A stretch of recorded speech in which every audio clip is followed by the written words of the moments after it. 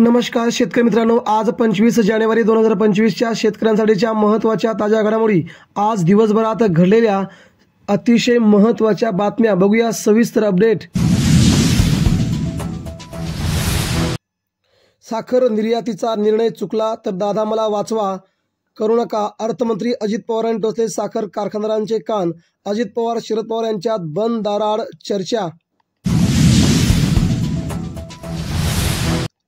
गूळ पावडर उद्योगावरही बंधने आणणार उपमुख्यमंत्री अजित पवार। वसंतदादा शुगर्सच्या विविध पुरस्कारांचे वितरण संपन्न, यावेळी अजित पवारांचं वक्तव्य।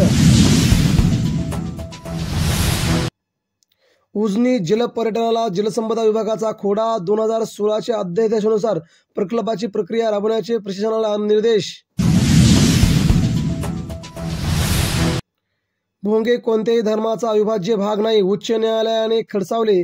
परवानगी नाकारण्याने हक्कांचे उल्लंघन नाही, अतिशय मोठा निर्णय।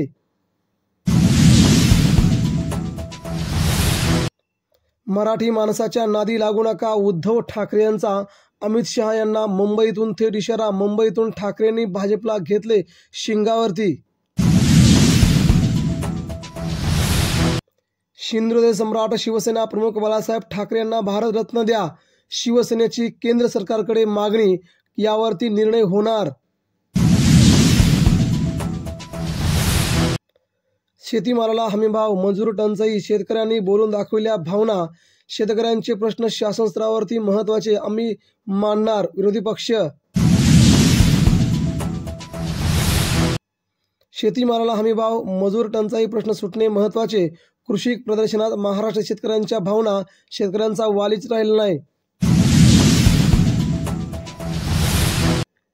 पीक विम्यासाठी शेतकरी आक्रमक, गेली 2 वर्षे शेतकऱ्यांना पीक विमाच नाही, सरकारवरती संताप, शेतकरी संतापले। रोपवाटिका चालकांकडून ऊसाला मोठी मागणी, बियाणे तयार करण्यासाठी दर 4,000 ते 5,000 रुपये टन। कृषी मंत्री म्हणून घेतले धनंजय मुंडेंचे निर्णय वादात, हायकोर्टाकडून गंभीर दखल, स्पष्टीकरण निर्देश, धनंजय मुंडेची चौकशी करण्याची मागणी।